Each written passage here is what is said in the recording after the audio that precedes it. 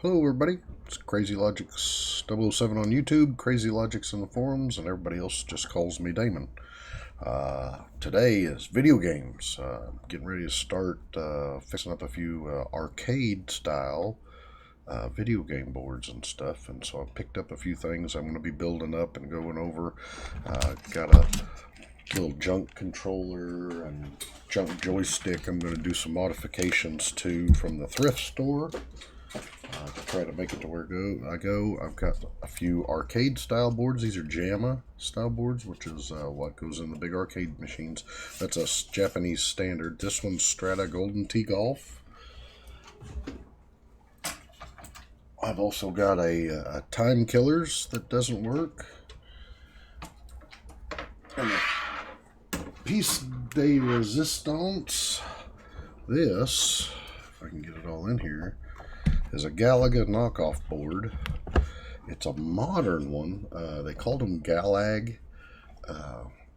It's a modern one that actually has the full JAMA connector down here.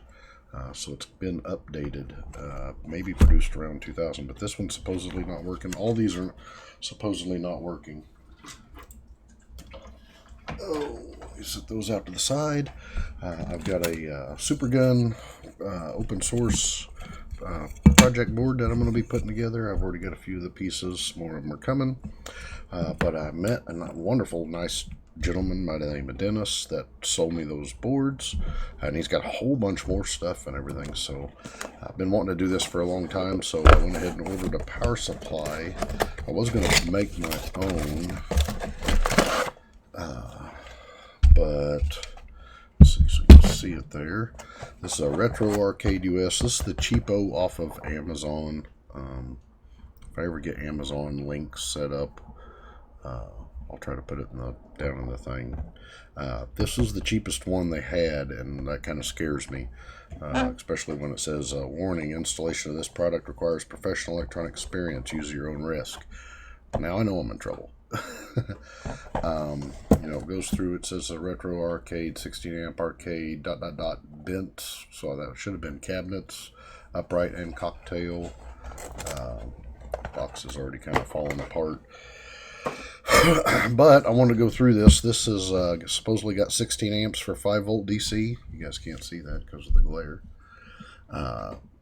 4 amps of 12 volt DC and 1 amp of negative 5 volt ZT or DC. Blech, can't talk. But I don't trust cheapo power supplies a lot, so we're going to open this up. If I can find my Exacto, this will work. This is funny. 9/10/21 warranty void if removed. That's not legal anymore in the U.S. to say that. So it hasn't been for way before that. So you'll see them say, quality assurance seal or things like that. But they can't void your warranty just for opening it anymore. That was that was added in the Magnum Morrison Act or whatever. You can look it up. I've mentioned it before on my channel. But yep. Manufacturers got slapped on the wrist by the U.S. government saying, yes, people can open it up, because what if there's just a simple fuse inside because there was a little power flicker or something that caused that fuse to pop, and instead of you having to send it all the way back to the manufacturer or their rep or whatever, you can just fix it yourself, even if you don't have a ton of knowledge. And then there's some of us that do enjoy. There's no screw right here. I may have to take all these screws out. Let's see it. Oh, there we go. Alright, so that slides out like that. That's nice. It's got some mounting feet. So just kind of flopping and wobbling on the heat. You can see the heat sink down in here. It's aluminum plate attached with these 4 screws, so we will go ahead and take those out so we can get a good look at all the stuff in here. And what I'm looking for, cheap Chinese made, I'm sure. It doesn't even say that somewhere. Oh, important to note, it's got a switch for 240, 110, and I got to make sure it's in the 110 because I'm in the U.S. So it's kind of nice to know that this one is a universal, more universal with that switch, so that they can sell them into other places. A full universal mains one would be 100 volt to cover Japan, all the way up to 240 volt. Would not need a switch if it was a total one. So what we're going to do is we're just going to look at it. I'm going to get my spectacles out here and kind of make sure that everything's in the right holes. I have seen, on other YouTubers have found and stuff on various electronics, a capacitor stuck through, both legs stuck through one hole accidentally, stuff like that. We're going to look there. We want to make sure, yes, there is a thermal compound piece behind both all the switching fets, and they're clamped down with some screws. That's important. Sometimes what you want to do is look down and make sure that these are resting flat. They've made these with the legs long enough that it will get clamped flat really good. This one looks good and flat, and that thermal pad's taking it up. And this little thing right here is probably a rectifier. Yeah, that's a rectifier, and it's not going to have a open metal back. It's going to, they make FETs and resistors and stuff that have metal backs, and you have to put insulation there in between them. They make other ones that are entirely encased in plastic because they're loaded. Their rating is to account for that heat, so they only just got to be clamped there. That's all that. I'm just going to look there. We got a little fuse here. Looks like it has provisions for different kinds of fuses. We are in the correct 110 volt slot, and then we're going to inspect. Man, the solder joints look really good on this one. I'm quite happy.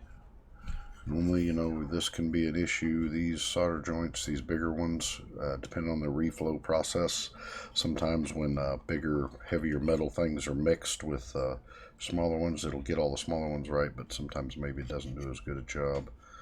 On the bigger ones, I want to get my little eye loop out and look at them. They look decent. Not perfect.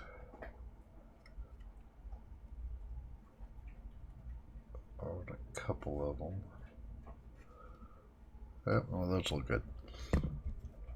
Just looking to make sure that the solder adhered to the bigger stuff, and then it's all held in there right, and that we don't have something really goofy. So I'm happy with that. That looks pretty good. So it also uses the rest of the case to help dissipate some heat here, which is a good thing. It is, just like I said, a cheap board, but we're gonna.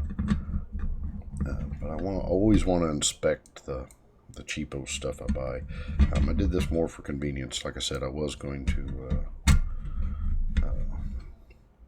just make my own out of an old computer power supply, but the only one I had that had either -5 volt on it was dead as a doornail, to the point that sparks and stuff shoot out of it, and so I just wasn't all that excited about going through and doing all that repair.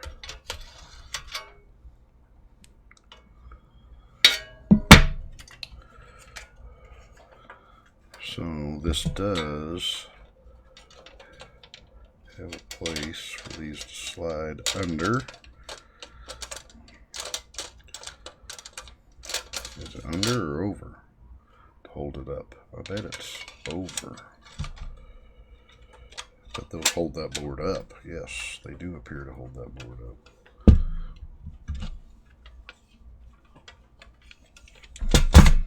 Actually, I think I've made it hard on myself by leaving this top piece on. I should take it off first.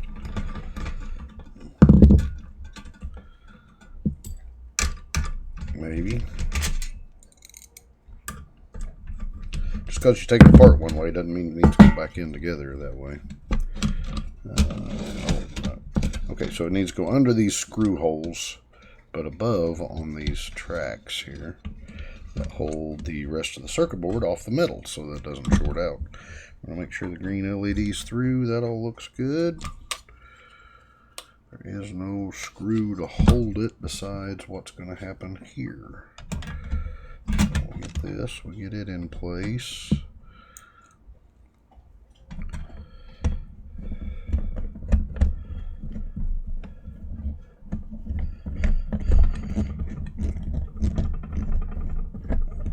Get that back in there.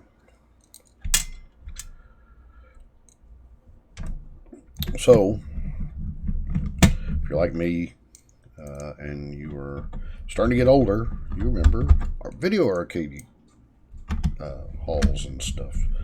And you'd go and you'd play your favorite ones. Galaga is one of my favorites, so I'm really happy to get that board. The guy that I got it from had one that was working all in a cabinet ready to go, and he had it for sale. It's actually how I seen it on the Facebook Marketplace. He had a couple units for sale. He's older and retired, and is ready to clean out his storage stuff and everything. And so I may be doing some more stuff with and for him, actually, but we'll have to see how I get along with figuring out how to repair the ones I've got. So I noticed he had a bunch of that stuff in the background of the pictures of that arcade, and so I was like, oh hey, I messaged him. I said, is any of that other stuff like dead, not working? That's what I'm interested in. And sure enough, he said he had some, and so he's got stuff for pinball and stuff. I was kind of like a little bit of kid in the candy store. It was just all kinds of fun looking project stuff. If I had a shop, I would have probably blown all the money, spare cash I had trying to get stuff, just because that was the kind of things I like. So, but anyway, we got this all back together.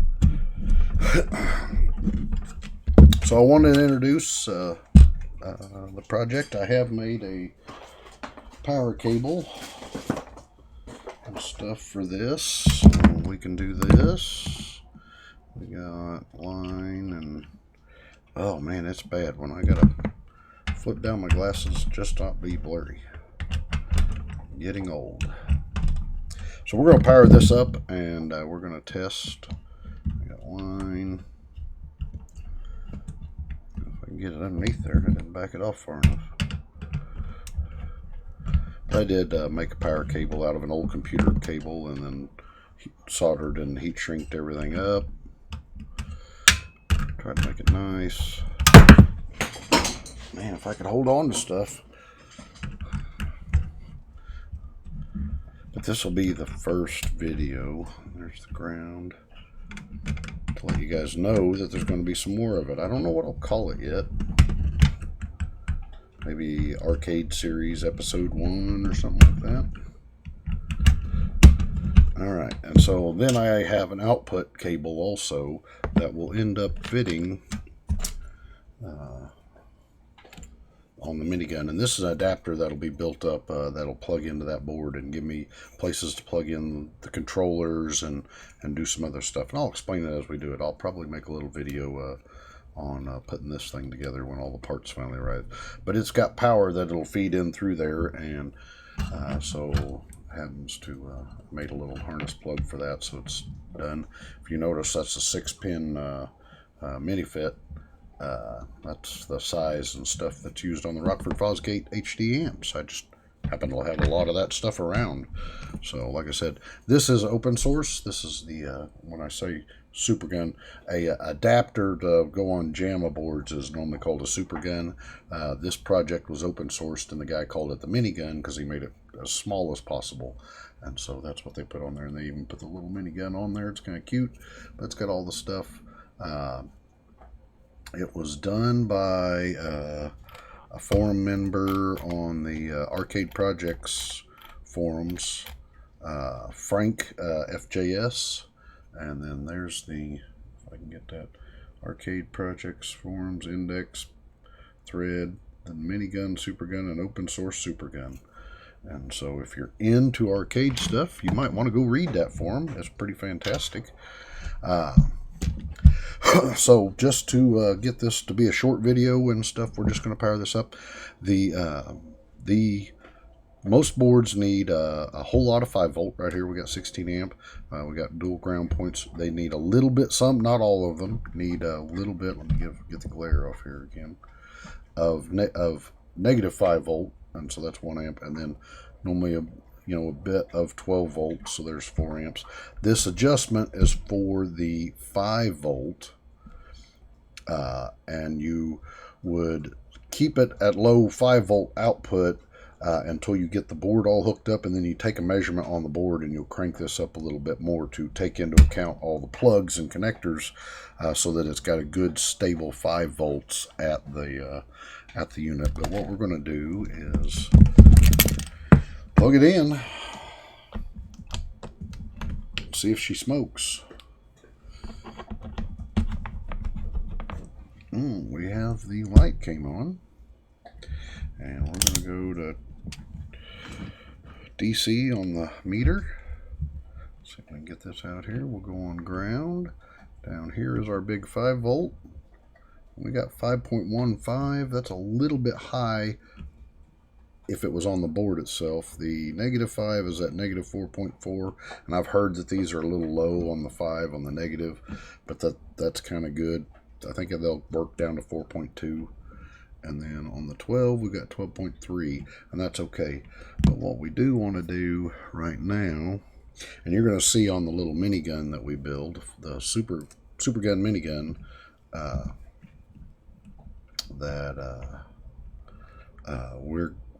it's going to have a voltmeter on it. But see, I can turn the voltage down. There, we set it exactly 5 volts for now. And until we hook it up to a board and kind of measure what it's reading on the board. Some of them will pull more, some of them will pull less. And so it'll affect that. Yeah, okay. So we just went out, and so I'm going to hook my adapter up to it. And that should be good. And so yellow is the 12 volt out. These are the standard colors from the computer power supply that I used kind of on this. We have a pair of grounds.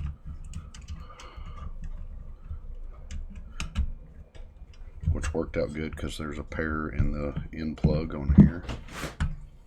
And as soon as we get this all done, the next video you see should be me building up a super gun and then the negative 5 is going to be blue.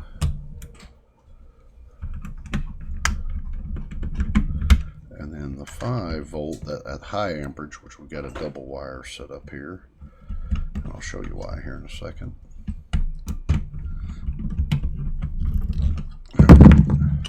That's all ready, and that will be ready to hook up to the minigun, super gun. But you can see back here its voltages. Turn it around here so you can see it right. It's got 2 ground pins, 2 5 volt rails, a negative 5 and a 12 volt. And so that's going to end up matching this, and that's why those are wired that way. But I made it all nice and neat. It'll conveniently plug and unplug so I can store it out of the way. Check back for some more videos. The next couple things I got to do is work on building up the minigun. Parts are supposed to be here tomorrow. The last of the parts I need. And then doing some serious modification to these thrift store piece of junk controllers I got for a couple bucks a piece. This was actually some kind of game, I don't know, but I'm hoping that it's got pads in there. We'll tear them apart and see. But to build some temporary controllers for super cheap to be able to test out the games and do all that stuff. And then we'll start on the game boards themselves. We'll plug them in and see what they got. Hopefully, I built a, if I can find it here. Oh, here it is.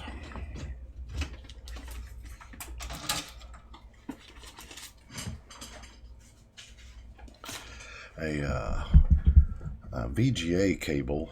Got it broke down to that, and actually can hook it into this minigun. They've got some different stuff I'll show you when we're building this. But there's a possibility that one of the monitors I have can actually take the output from an old video game and actually do it. You actually utilize it. It's only a handful of monitors can do that, and I happen to maybe have one. So we're going to test that. Otherwise, I'll have to come up with some kind of monitor or something. But I'm hoping that the monitor I have, I just got lucky, and I'll be able to make this conversion happen and be able to test. Man, guys, thanks for watching. I hope you're interested in some of this. If so, like, comment, subscribe, and we'll get to fixing a couple of video games. I'm really looking forward to the Galaga. It's going to be a challenge because there's no schematics for those knockoff clones. And actually, there's no schematics for the two other ones that I got. So I'm going to have to figure it all out with my logic probe and everything else. Actually, you know, like use my brain. That's kind of scary. So, all right, guys, thanks for watching. See ya.